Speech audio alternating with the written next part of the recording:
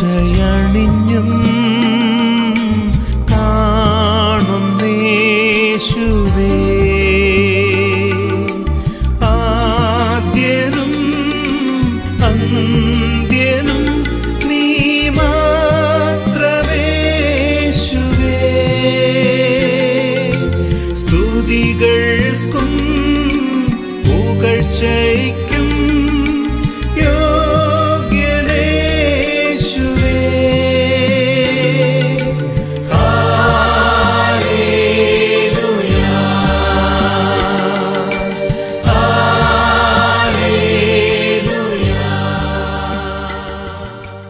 വേഗം വരുന്ന നമ്മുടെ കർത്താവായ യേശു ക്രിസ്തുവിൻ്റെ ധന്യനാമത്തിൽ എല്ലാവർക്കും സ്നേഹവന്ദനം.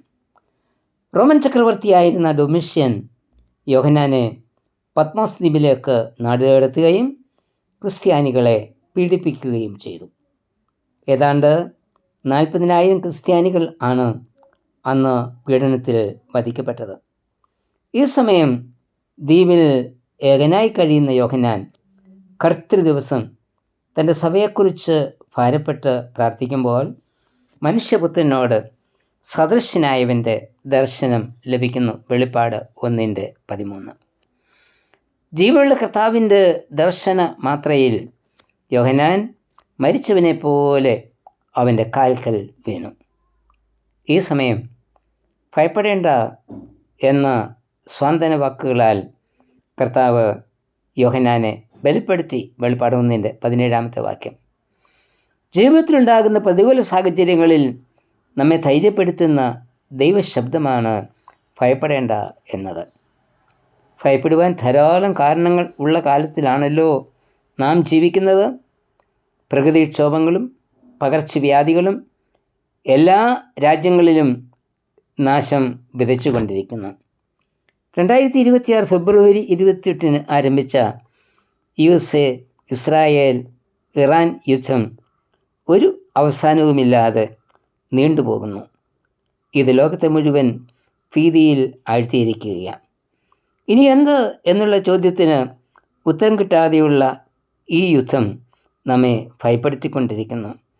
നമ്മുടെ മാതാപിതാക്കന്മാരും മക്കളും സഹോദരങ്ങളും സ്നേഹിതരും ആയി അനേക ആയിരങ്ങൾ ആണ് ഗൾഫ് പ്രദേശങ്ങളിൽ ജോലി ചെയ്തുകൊണ്ടിരിക്കുന്നത്. ലോകത്തിൻ്റെ വിവിധ ഭാഗങ്ങളിൽ വിശ്വാസ സമൂഹം പീഡിപ്പിക്കപ്പെടുന്നു.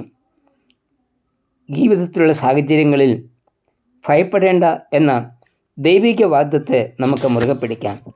എന്തുകൊണ്ടെന്നാൽ അവൻ നമ്മെ അളവ് കൂടാതെ സ്നേഹിക്കുന്നു, ഓരോ നിമിഷവും പരിപാലിക്കുന്നു, എല്ലായിടത്തും നമ്മോടൊപ്പം അവൻ സഞ്ചരിക്കുന്നു. കടലിൽ ഉണ്ടായ പ്രതികൂല കാറ്റിൽ ഭയപ്പെട്ട ശിഷ്യന്മാരുടെ അടുക്കിലേക്ക് രാത്രിയുടെ 4 യാമത്തിൽ കടൽമേൽ നടന്നു വന്ന് പേടിക്കണ്ട എന്ന് പറഞ്ഞ് ധൈര്യപ്പെടുത്തിയവനാ നമ്മുടെ കർത്താവ്. മത്തായി 14:27. എന്തുകൊണ്ടെന്നാൽ മരണത്തിൻ്റെയും പാതാളത്തിൻ്റെയും താക്കോൽ കൈവശം ഉള്ളവനാ നമ്മുടെ കർത്താവ്. വെളിപ്പാട് 1:18. ഈ ലോകത്തിലെ സകല കഷ്ടതകളെയും ജയിച്ചവനാ നമ്മുടെ കർത്താവ്. യോഹന്നാൻ 16:33. നമ്മുടെ കർത്താവ് മരണത്തെ ജയിച്ച് ജീവിക്കുന്നത് കൊണ്ട് നാമും ജീവിക്കും. യോഹന്നാൻ 14:19. ആദ്യ നൂറ്റാണ്ടിൽ രക്തസാക്ഷികൾ പീഡനത്തെ ഭയപ്പെടാതെ മരണത്തെ സധൈര്യം നേരിട്ടതിൻ്റെ രഹസ്യവും ഇത് തന്നെയാണ്.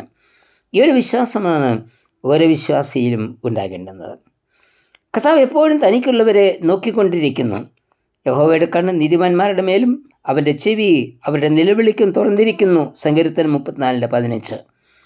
യോഹന്നാൻ കർത്താവിൻ്റെ കണ്ണിനെക്കുറിച്ച് പറയുന്നത് അഗ്നിജാലിക്കൊത്ത കണ്ണ് എന്ന വെളിപ്പാട് 1:14. ദാനിയേൽ തൻ്റെ ദർശനത്തിൽ കർത്താവിൻ്റെ കണ്ണിനെ കാണുന്നത് തീപന്തം പോലെയാ. ദാനിയേൽ 10:6. അഗ്നിജാലയുടെ വെളിച്ചത്തിൽ എല്ലാം കാണുന്നത് പോലെ കർത്താവിൻ്റെ കണ്ണിന് മുൻപിൽ സകലവും നഗ്നവും മലർന്നതുമാണ്. പ്രേലേഖന കർത്താവ് പറയുന്നത് അവന് മറഞ്ഞിരിക്കുന്ന ഒരു സൃഷ്ടിയുമില്ല. 4:13. കർത്താവിൻ്റെ കണ്ണ് തങ്ങൾ ഏകഗത്യന്മാരായിരിക്കുന്നവർക്ക് വേണ്ടി തന്നെത്താൻ ബലവാനെന്ന് കാണിക്കേണ്ടതിന് ഭൂമിയിൽ എല്ലായിടവും ഊടാടിക്കൊണ്ടിരിക്കുന്നു. 2 ദിനവൃത്താന്തം 16:9. അതുകൊണ്ട് ഒരു കഷ്ടങ്ങളിലും നാം ഭയപ്പെടേണ്ടതില്ല. നമ്മെ തൊടുന്നവൻ കർത്താവിൻ്റെ കൺമണിയാണ് തൊടുന്നത്. അങ്ങനെയുള്ളവരുടെ നേരെ അവൻ കൈ കുലുക്കും. സക്രിയാവ് 2:9-10 വാക്യങ്ങൾ. നമുക്കെതിരെ ഉണ്ടാകുന്ന പ്രതികൂലങ്ങളെ കാണുകയും നമ്മെ കാവൽ ചെയ്യുകയും മാത്രമല്ല, പിന്നെയോ അവൻ്റെ കണ്ണുകൊണ്ട് നമ്മെ ശോധന ചെയ്യുകയും ചെയ്യുന്നു. സങ്കീർത്തനം 11:4 വാക്യം. നാം ചെയ്യുന്ന ഓരോ തിന്മ പ്രവൃത്തികളും അവൻ കാണുന്നുണ്ട് എന്നത് മറക്കരുത്. സങ്കീർത്തനം 94:9 ചോദിക്കുന്നത്, ചെവി എന്നിട്ടവൻ കേൾക്കുകയില്ലയോ? കണ്ണിനെ നിർമ്മിച്ചവൻ കാണുകയില്ലയോ?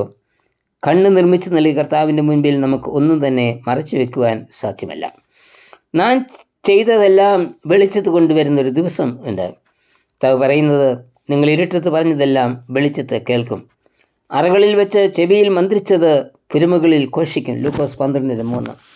നമ്മുടെ ജീവിതം എത്ര സൂക്ഷ്മതയോടെ ആയിരിക്കണം എങ്കിലും നമ്മിൽ കണ്ടെത്തുന്ന കുറവുകൾ നിമിത്തം അവൻ നമ്മെ ഉപേക്ഷിക്കില്ല.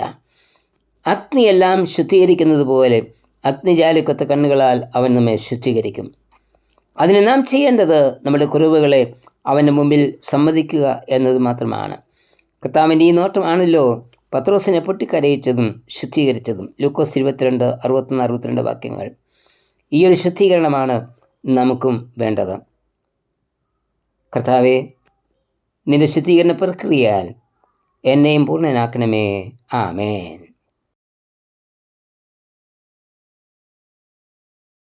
നിന്റെ രൂപവും ഭാവവും എന്നിലാകട്ടെ, നിന്റെ ആത്മശക്തിയും